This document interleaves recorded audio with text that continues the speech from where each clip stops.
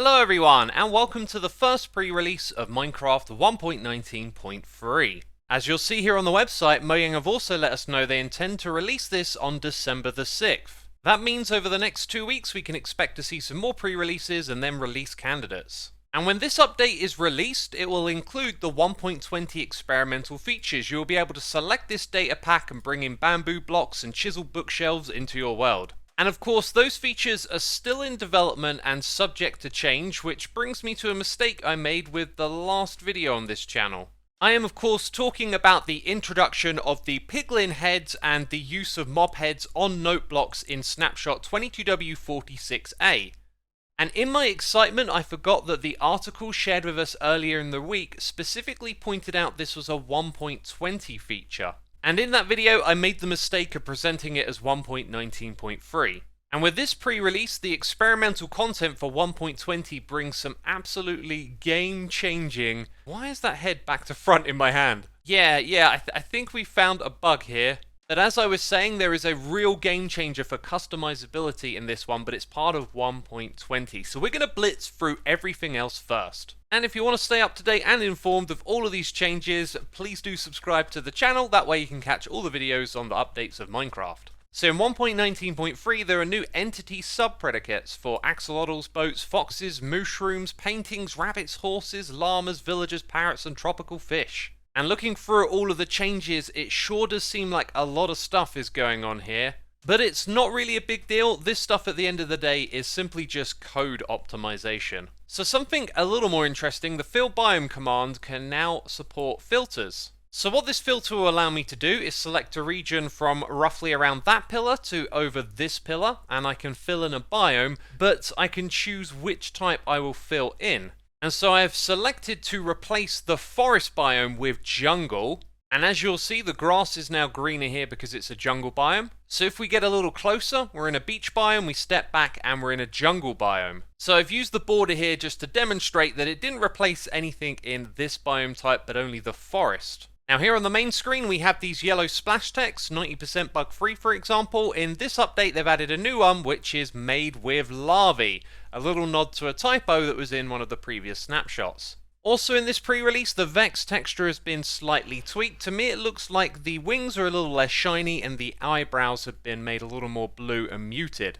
The Vex was also adjusted so that it would sit inside a minecart or a boat correctly. As you can see, their eye height is now the same as the allay when it sits in another entity. So bug fixes in this pre-release, one important one I noticed, the deep slate copper ore was erroneously generating a lot in the deep dark, so if you come down here to grab this stuff you're now going to see a lot less of it. Also the amount of time that can be displayed on a status effect has been increased. Previously you would have just seen a bunch of stars, whereas now you get this really high count. And that large number you saw corresponds to 9,999 seconds. You can't go any higher than this value with a status effect. As for the other bug fixes, there were some pathfinding corrections and corrections to subtitles as too. Nothing too much to write home about. This means we can now move on to some 1.20 changes. The sculk sensor, for example, had been overlooked when it came to the chiseled bookshelf. So now when you put a book in, it can be activated, and when you take one out, it'll also be activated. So a question comes to mind, what is the signal strength of such a thing? It is 6 for putting the book in, and 6 for taking it out, and it doesn't matter which slot you do it on, it's always the same result. And there was also a bug fix for the top texture of the chiseled bookshelf getting rotated based on which way you place it down. Now it will be the same no matter what way you place it. And one last fix related to this is, interestingly, the act of putting a book in but not taking it out will increase this statistic, the times used. So for the enchanted book, I put it into the bookshelf 11 times. But as I said, it doesn't count when you take it out. And with all of that taken care of, we can now talk about what I think is an absolute massive game changer for customization in this update. And I am talking about player heads now containing a note block sound field. And just a suggestion from Mojang, I think it'd be a really good idea to separate some of these changes here. Like, it's easy to get confused that this is for 1.19.3. So let me make it clear, this that I'm about to show you is for 1.20. And it also relates to this poll I did on my YouTube channel where 94% of you thought that this that we're about to see would be a good idea. And Pixel Riffs also touched on the community having this idea that the Steve head should make the oof sound, but Mojang have given us the option to make whatever sound we want. Now you will be able to do this with resource packs and data packs. However, with a couple of tweaks, a lot of this could be done without either of those things, which I'll try and explain as we go along. But remember the website? There is now a note block sound field, and when present, it determines the sound that a note block makes when the head is placed on top of it. So this cow head here has that note block sound field filled in. That is the ambient sound of the cow. And so in this command block, we can see the field, and then we can see us referencing the cow's ambient sound. So everything so far possible in vanilla. However, me breaking this head and replacing it in survival mode, that requires the data pack. So when I put this back, it still has that note block sound data attached to it, meaning that it still carries the sound of the cow with it. Now, a lot of you are aware of vanilla tweaks, which you can get to via my website. Yes, I am plugging my website, which has a feed of all my videos and a whole bunch of other interesting stuff you can explore on the left-hand side. Now, to get to the point, Vanilla Tweaks is something that might interest you, and a lot of you will already know about it. It is the More Mob Heads data pack. And this essentially allows for every mob in the game to drop its own head. And this, of course, will be updated so it includes the ambient sound of that mob when it drops, meaning this pack will extend the functionality we've seen to every single mob head. Now, what's also possible using a resource pack is to add your own sound to these heads, right? So, here we go. No. Do you know what's next? No.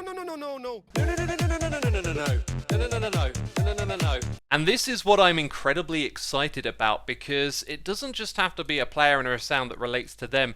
You can bring in any type of sound into the game and then activate it through note blocks. And you may or may not be aware, but in Season 9 of Hermitcraft, we added a mod to allow us to put custom music onto record discs, but also for jukeboxes to interact with hoppers so that records could be pulled out, and also droppers so that they could be pushed into the jukebox and played too. That is, of course, a mod, and now all of this can be done with resource packs and data packs, meaning that we can take that functionality we've added and put it into the world download of Season 9.